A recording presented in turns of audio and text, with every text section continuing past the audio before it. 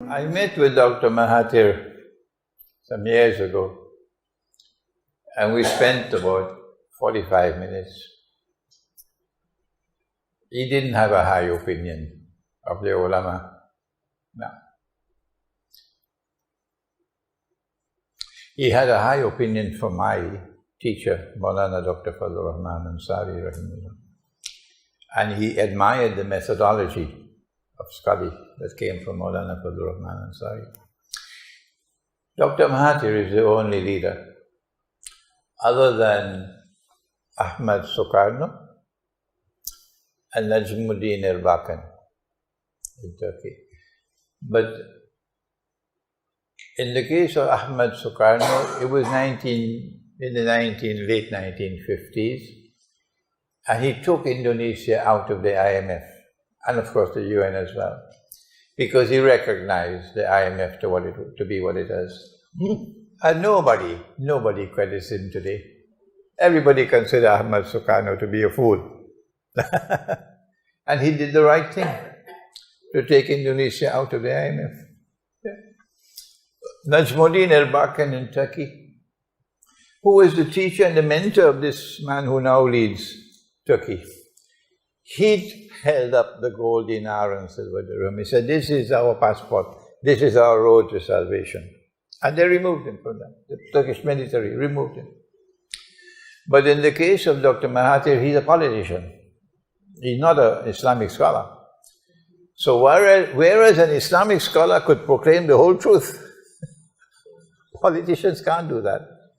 Politicians have to see how far we can speak, what is possible in politics.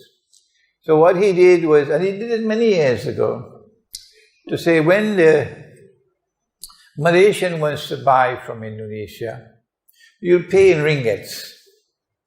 And when the Indonesian wants to buy from Malaysia, they'll pay in rupiah. And at the end of every quarter, every 3 months, the two central banks will come together and see what is the amount of rupiah and what is the amount of ringgits, and the balance will be made up in gold dinar. It was not, I believe, a proposal which was in conflict with the IMF. No, I don't believe it was in conflict with the IMF. But then he retired, and Badawi took it and put it in cold storage. And as for the successor of Badawi, I don't even need to even mention the successor to Badawi. Yeah. Now that Dr. Mahathir is back here, at this old age, he has again revived the same idea. It's not going to succeed. No. Singapore will do everything Singapore can do to mash it up, destroy it. Yeah. It's not possible.